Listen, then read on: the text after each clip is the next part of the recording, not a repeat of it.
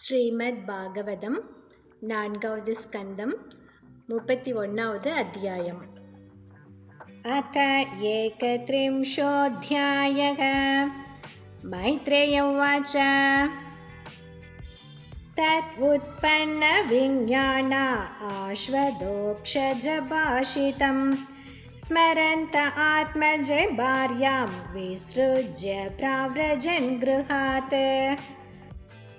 दीक्षिता ब्रह्मसत्रेण सर्वभूतात्ममेधसा प्रतीच्यां दिशि वेलायां सिद्धो बुद्ध्यत्र जाजलिः. तानिर्जितप्राणमनोवचोदृशो जितासनान् शान्तसमानविग्रहान् परे मले ब्रह्मणि योजितात्मनः सुरासुरेभ्योऽधतृषे स्म नारदः.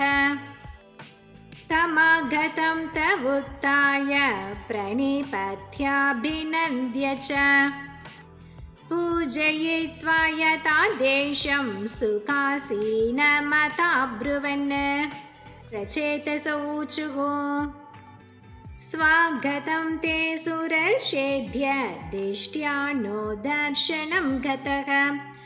तव संक्रमणं ब्रह्मन् अभयाय यथा रवेः. यथादिष्टं भगवता शिवेनाधोक्षजेन च तद्गृहेषु प्रसक्तानां प्रायशः क्षपितं प्रभो.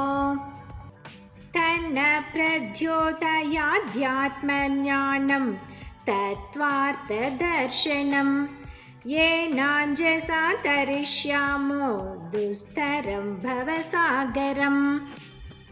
मैत्रेय उवाच.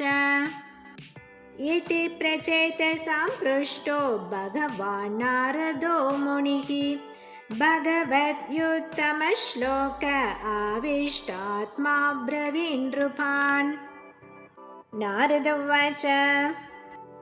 तज्जन्मतानि कर्माणि तदायुस्तन्मनोवचः नृणां येनेक विश्वात्मा सेव्यते हरिरीश्वरः. किं जन्मभिस्त्रिभिर्वेह सौक्लसावित्रयाङ्गिकैः कर्मभिर्वा त्रयी प्रोक्तैः पुंसोऽपि विबुधायुषा. श्रुतेन तपसा वा किं वक्षोभिश्चित्तवृद्धिभिः बुद्ध्या वा किं निपुणया बलेनेन्द्रियराधसा. किं वा योगेन साङ्ख्येन न्यासस्वाध्याययोरपि किं वा श्रेयोभिरन्यैश्च न यत्रात्मप्रदो हरिः. श्रेयसामपि सर्वेषाम् आत्मा ह्यवधिरर्थतः सर्वेषामपि भूतानां हरिरात्मा आत्मतः प्रियः.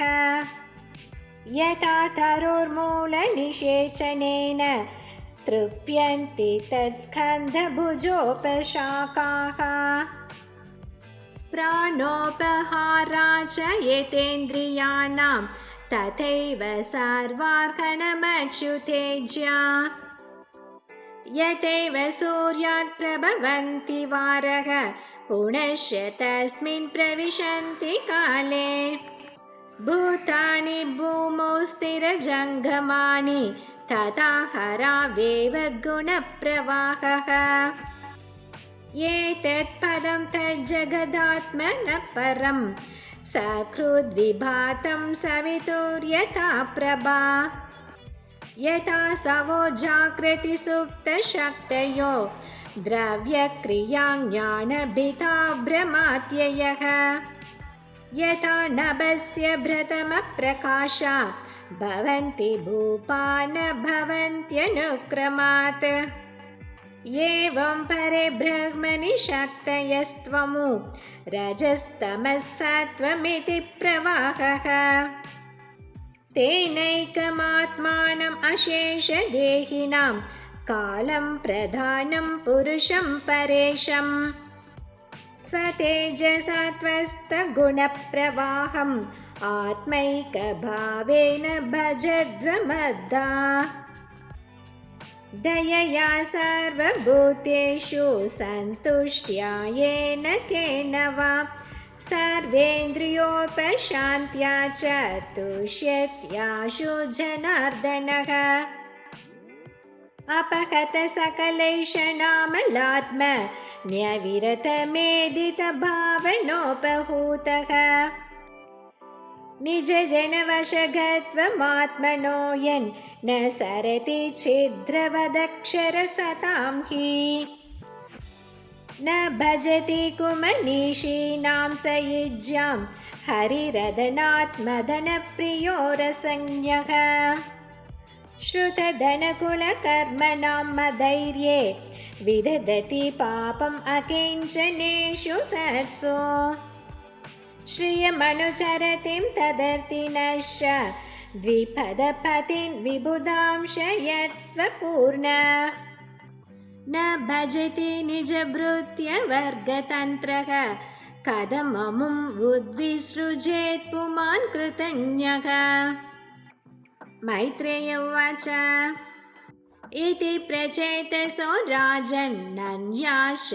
भगवत्कथाः श्रावयित्वा ब्रह्मलोकं ययो स्वायम्भुवो मुनिः तेऽपि तन्मुखनिर्यातं यशो लोकमलापहं हरे निशम्य तत्पादं ध्यायन्तस्तद्गतिं ययुः एतत्ते विहितं क्षत्तर्यन्मां त्वं परिपृष्टवान् प्रचेतसां नारदस्य संवादं हरिकीर्तनम् श्रीशुक उवाच य एष उत्तानपदो मानवस्यानुवर्णितः वंशप्रियव्रतस्यापि निबोधन् नृपसत्तम यो नारदात्मविद्याम् अधिगम्य पुनर्महिं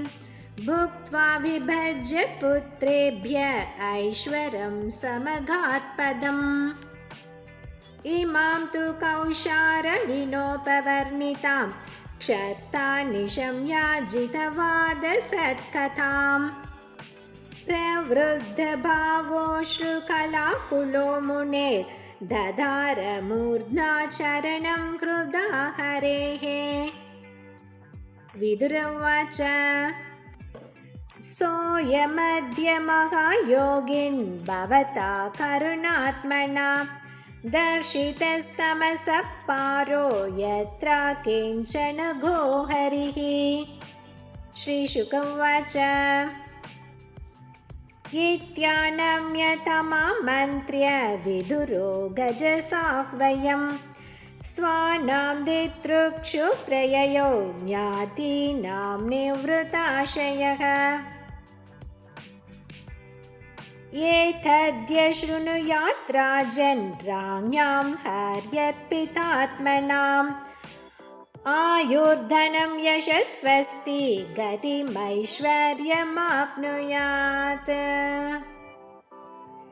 इति श्रीमद्भागवते महापुराणे पारमहंस्यां वैयासिक्यामष्टादश साहस्र्यां संहितायां चतुर्थस्कन्धे प्रचेत उपाख्यानं नाम 31 इति चतुर्थस्कन्धसमाप्तः। हरिः ओं तत्सत्। श्रीहरये नमः। श्रीहरये नमः। श्रीहरये नमः। गोपिका जीवनस्मरणं गोविन्द गोविन्द। सद्गुरुनाथ महाराज की जय।